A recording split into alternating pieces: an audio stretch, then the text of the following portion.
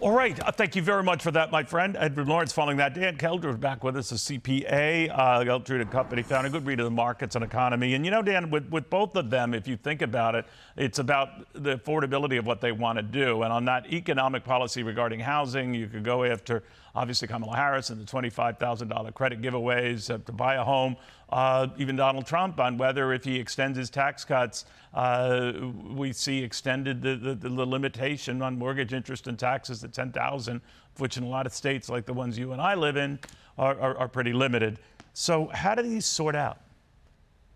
Well, what we see here is the classic difference between Republicans and Democrats, Neil, right? So you have one side, Kamala Harris, who is looking basically to redistribute wealth. And on the other side, you have Donald Trump, who's taking the trickle-down approach.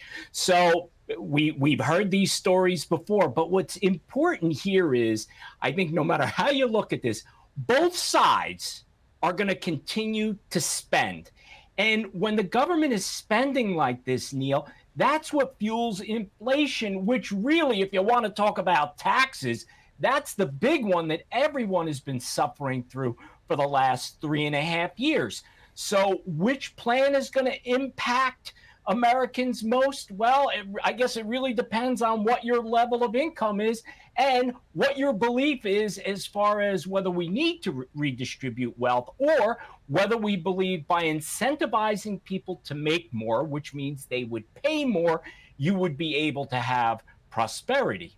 You know, you think about it, they both add to the debt. Now, a lot of people who advocate tax cuts say, well, tax cuts pay for themselves, and there's active accounting that says as much.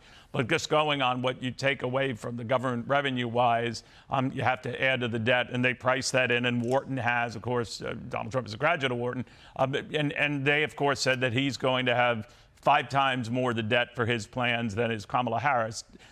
What do you think of that? Because the bottom line is no voter pays attention to the debt, and apparently no one in Washington pays attention to the debt. So the debt just keeps getting bigger and bigger.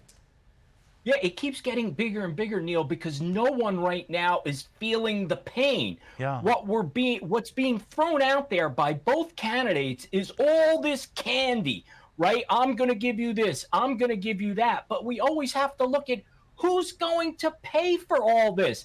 That's the part that we seem to not pay attention to. So as long as we have candidates that are continuing to pander to voters, we're going to have more of this. Yeah.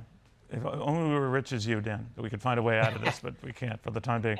Have a good weekend, my friend. Thank you for your help today. Dan Geltrude following all of that.